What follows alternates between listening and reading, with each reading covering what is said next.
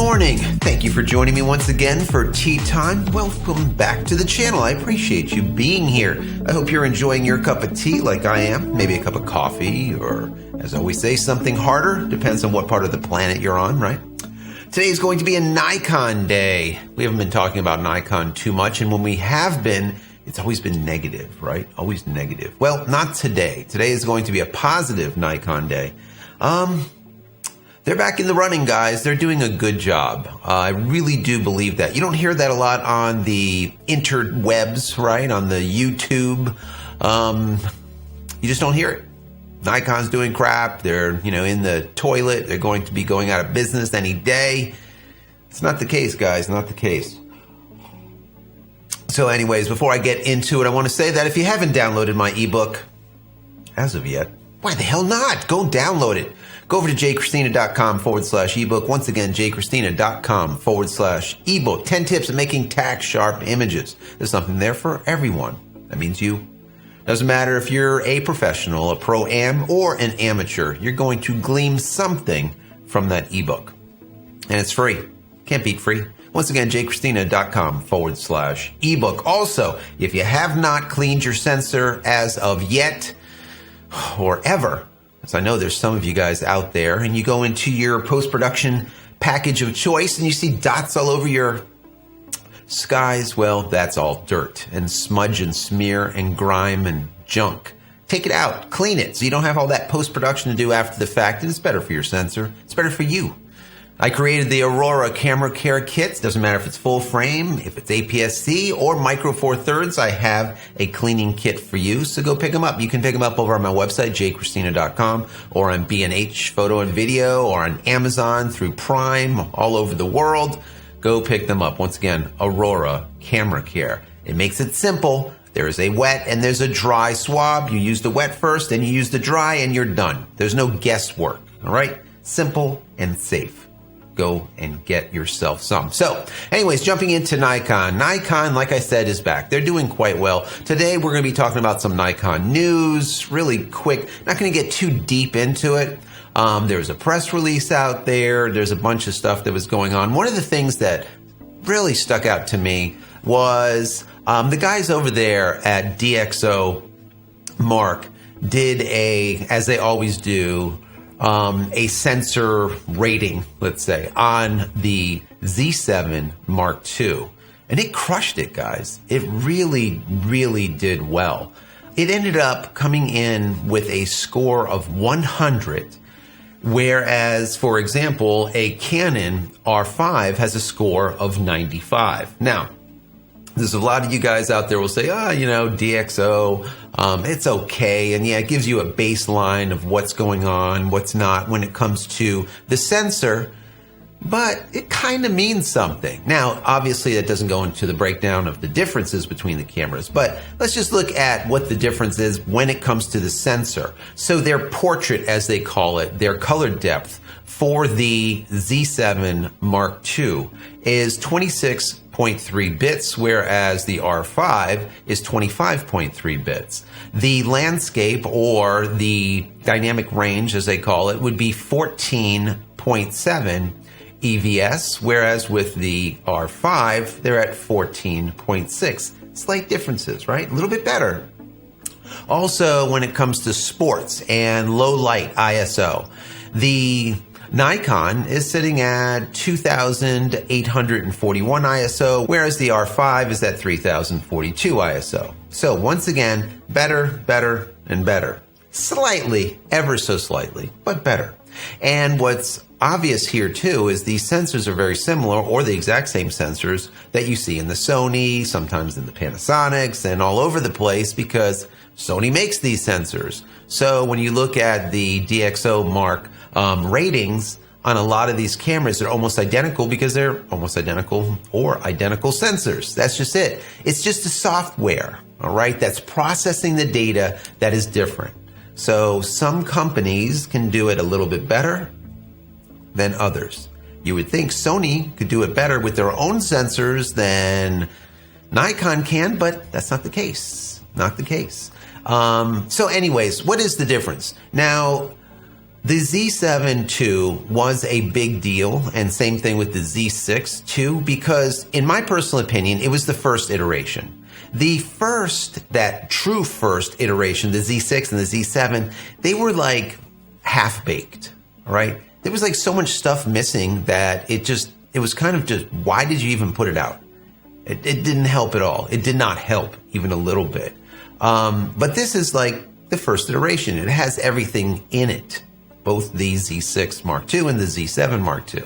Now, we're looking at the Z7 Mark II, and it's a 45.7 megapixel backside illuminated CMOS full frame sensor in there. It also has in-body image stabilization, IBIS, which is a 5-axis compensation image stabilization. That's if you're using a Z series lens. If you're using an F-mount lens, then you're going to get 3 axis of image stabilization, but still not bad. Also, the OLED, the viewfinder, is 3.86 million dots, which is okay, but it's not 9 million dots that you see in a Sony. Now, the upgrades is a lot of people find important because this is the difference, like I was saying, between the Mark I and the Mark II. And it's vast, guys. You got dual XSpeed 6 processors instead of one. You have 2 memory card slots in there instead of only 1. And instead of only having XQD CF Express, now you have one card that can read SDs, which is the UHS-2s, which is fantastic. Also, you have a higher burst rate, continuous shooting. Instead of, I believe it was 9, now we're up to 10, 1 extra frame. Not bad. Once again, better, better, better. Larger buffer. That's very important. So you can just motor through a lot more before it has to sit there and be forced to write those images to the card. So that's fantastic. Also, improved AF. That was a major thing because AF was okay, but it could always get better, and they did make it better. And that improved AF included the IAF, which was a big, big thing. And then also you saw 4K 60p. That is with just a slight crop. I think it's like 1.08 crop. Let's call it no crop. It's just barely a crop, which is nice. And the biggest thing, the meat and potatoes here, which should have been in the very first one, was a true, proper vertical grip. Not a battery holder, a vertical grip with electronics in the damn thing so that you could have controls. So if you want to flip it into portrait mode, you have buttons and you can use it that way. So that was major. Being able to have a proper vertical grip was a big thing. So all in all, it was a major improvement between, for example, the Z6 or the Z7 onto the Mark IIs. It was a major improvement. And like I said, I personally think it was more like the beginning, the very first camera. They should never even have released the Mark Is, in my opinion. Now, of course, when we look at the EOS R5, it does have extra things to it. They brought in 8K. People were like, how in the hell they did that? They did. They brought in 8K because it melts like a ball of lava, and it is what it is, but they have 8K. They also brought in 4K slow-mo at 120 frames per second instead of 60, which is nice. People look for slow-mo, and not bad at 4K. Also, they brought in faster burst rates. I think it's 12 frames per second instead of 10 that Nikon has, and a bunch of other additions. But the value proposition, and this is what I talk to you guys about all the time. Value, value, value. What is the value? How much do you pay for it? What do you get back? The ROI, the return on investment. However you want to look at it, doesn't matter. The value. The Nikon Z7 Mark II has it in spades. It is a really good camera for the money. It's a good value, all right? So that's fantastic. In my personal opinion, I think they're doing really well. And like I said, the DXO ratings show it. They're doing well. Also, what was in the news was that Nikon had this press release that just came out. I think it was yesterday or today. And the press release was saying that we are going to soon release firmware updates. I think it's amazing that you actually have to do a big press release to tell people that you're going to release firmware updates for your cameras like in a week. I think it's the 26th, you're going to get these firmware updates. So stay tuned. Everything I'm going to tell you right now, you will be able to download from the Nikon site in 6 days, in 5 days. Call it a week, all right? So, but it's just sad when we have to report on firmware updates, but it is what it is, because a lot of people find this of value because they have the camera and there's certain things that they want the camera to do, but they don't do it, but now they will with the updates. Especially when it comes to Fujifilm, right? Fuji, they give you a ton back for every update. They're not just fixing things. Well, Nikon does give you a bunch here, which I really think is fantastic. So the updates are going to be firmware update 1.20, which will be for the Z7 Mark II and the Z6 Mark II. You'll also get firmware update 3.30. That's going to be for the Z7, the older one, as well as the Z6. And then you will have also a Z5 update, which would be version 1.10. And then finally a Z50 update 2.10. Now, I'll give you what's going to be in here. Some of this stuff is pretty good. Not bad at all. So the 1.20 update, which will be that Z7 Mark II and Z6 Mark II update, they said it's going to include increased AF performance. Everyone wants better AF, right? And they're going to have it. Also, faster focusing when shooting with AF in low light. That is massive also, especially if you are a shooter that does events. Sometimes if it just doesn't feel like locking up and you have to swap it and flip it over to manual just to get it dialed in because you're in a pinch, it's not great. You want these things to be able to snap in low light. Mirrorless has always been notorious for not having low light, snappy AF, but they're getting there now. They are really, really good. And this is saying that it's going to get better with this new firmware update 1.20. Also, they say it's going to have better AF usability when it comes to external speed lights. That's good, all right? That means it's understanding that pre-flash happening, that little zappy zap, right? The little LED that shoots out there, let's call it. So that's really pretty cool. Also, better face and eye detection. Face and eye detection, that is like the mainstay today. If you don't have it, then there's a problem, right? Everyone has some type of face and eye detection, doesn't matter what camera it is. Now they have like dinosaur detection, bird detection, small rodent detection. They got all kinds of detection. I don't even know. They detect everything, including trolls. There's no trolls on here, I don't think. Anyways, yeah, better eye AF, which is cool. Subject tracking, entire subject tracking is now going to be better with this update, as well as a voice memo recording, just like you see with the D6. That's coming, but it's not going to be in this revision. So 1.20 will not have that, but maybe 1.30 will? I don't know. But they say that it's coming. Next comes the Z7, the Z6, the original, let's call it the beta of this line. Both the Z7 and the Z6 will be getting the save focus position option thing, where basically wherever you last had that autofocus spot pointed at, if you shut the camera off and turn it back on, it's still going to be right there. So I guess that's cool. I don't know who wanted that, but all right, it's there. Also, the Z6 will get the same voice memo recording deal as the D6, not the Z7. Why? I don't know. Anyways, according to this, the Z6 will get that voice memo. Then the Z7 and the Z6 Mark II don't either. They're going to get it in the next release. Why is that? Maybe they're testing it. Once again, the Z7, the Z6 is like the beta test, you know, like the stepchild that doesn't get everything that the other kids do and they just feel bad about themselves. Yeah, something like that. Anyways, then we have firmware update 1.10 on the Z5. They also get a faster focusing system when it comes to shooting in low light, which is very, very useful. And they're also going to get that same save focus position thing, which I don't know why anyone wants, but you get it. And then finally, you have version 2.10 on the Z50. Now, the Z50 gets that same save focus position thing, all right?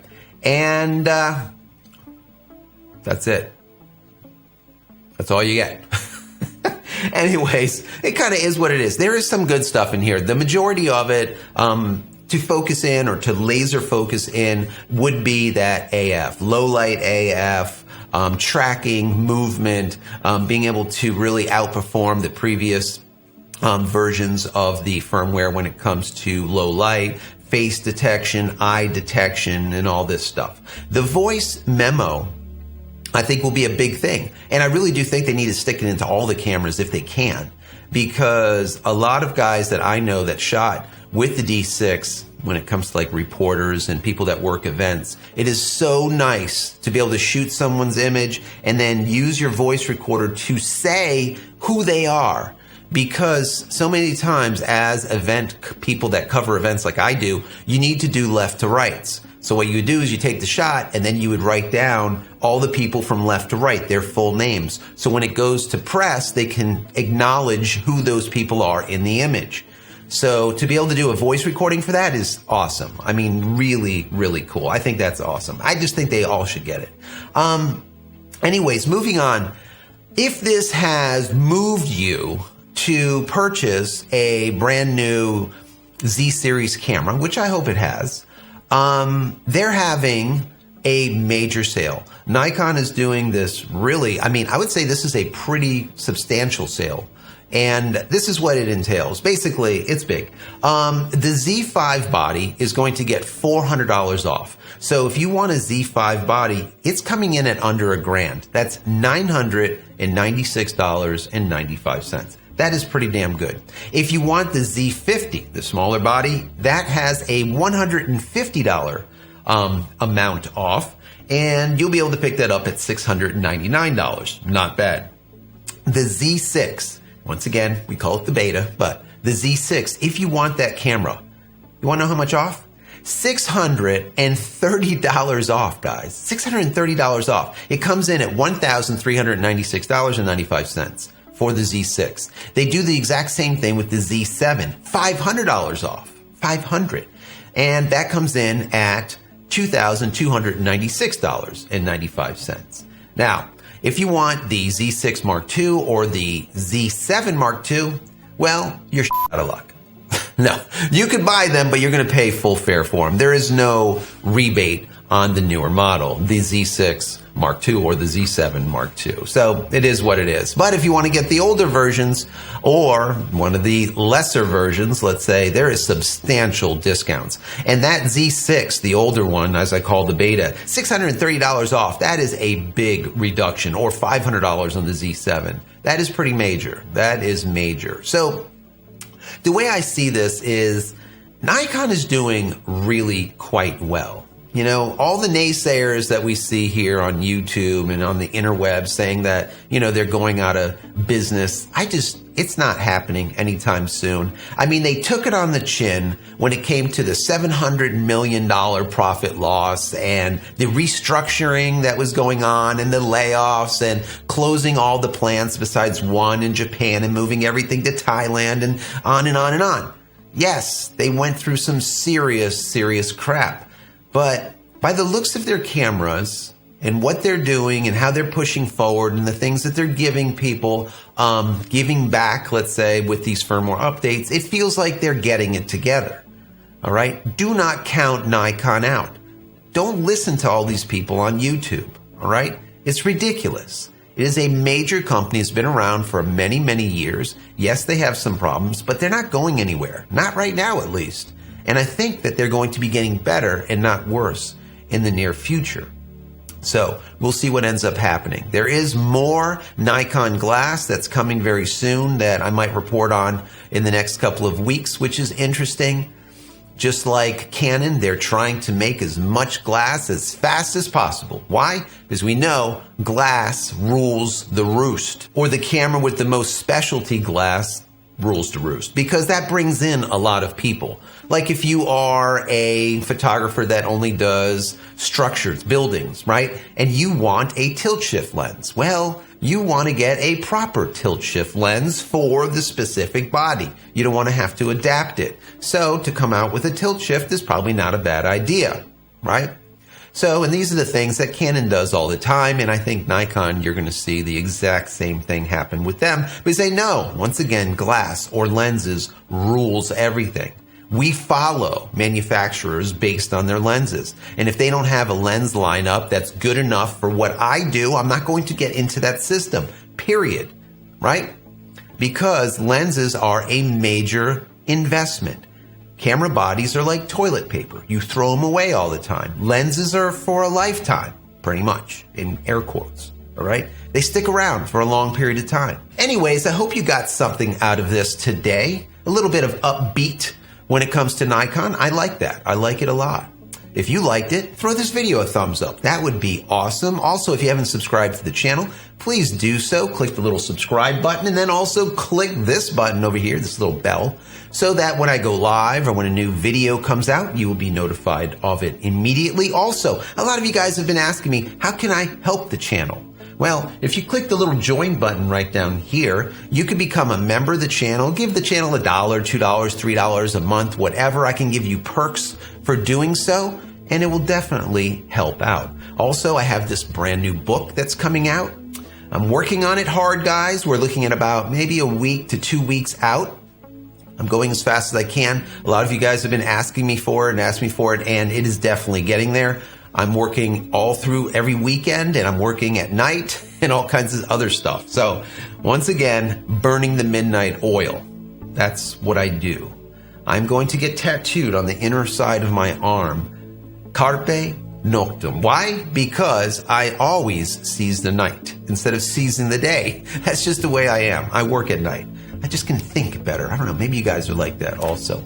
Anyways, if you haven't went over to my website as of yet, go over there and take a look at all of the products I've invented for you and me over the years. And hopefully there's something there that you might like. And if there is, please pick it up and support me and my family. That would be awesome. And for getting to the end of this video, use promo code YT20 at checkout. Once again, YT20 at checkout, and you'll get 20% off everything in your shopping cart.